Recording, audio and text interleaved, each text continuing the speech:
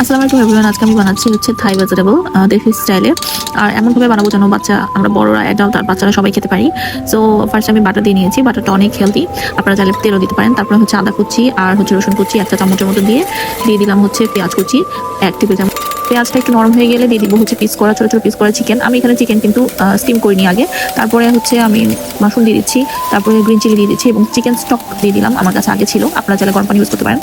তো এখন আমি সবকিছু ভালো মতো কষাবো। আর থাই ভেজিটেবল অবশ্যই আপনার চুলার আঁচটা বাড়িয়ে রান্না করতে হবে, নাহলে কিন্তু হবে না। তো আমি এখানে হাফ চা চামচের মতো সয়া সস দিয়ে দিয়েছি। আমি যেহেতু ডার্ক সয়া সস দিয়েছি, আমি একটু কম দিয়েছি। আপনারা যদি লাইট সয়া সস দেন 1 চা চামচ দিবেন। তো এখন আমি হচ্ছে ভেজিটেবল দিয়ে দিলাম। আমি গাজর পেঁপে দিয়ে দিয়েছি এবং গ্রিন চিলি দিয়েছি। তারপর আমি 1 টেবিল স্পুন আগে থেকে কর্নফ্লাওয়ার গুলিয়ে রেখেছিলাম, ওটা দিয়ে দিলাম এবং সবশেষে আমি ধনেপাতা দিয়ে দিলাম। আর ধনেপাতা দিতে আমার খুবই ভালো লাগে। সো ডান আমার রান্না।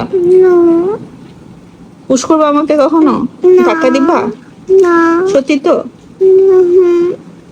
সত্যি? সত্যি না? মিথ্যা তাহলে এটা? সত্যি না? তুমি আমার সাথে শাউট করবে তাহলে? না। ধাক্কা দিবা? ধাক্কা দিবা? না। সত্যি তো? না। এটা সত্যিও না? তাহলে কি? ধাক্কা দিবা? না। আচ্ছা ঠিক আছে, আর এরকম করো না, ওকে? ওকে।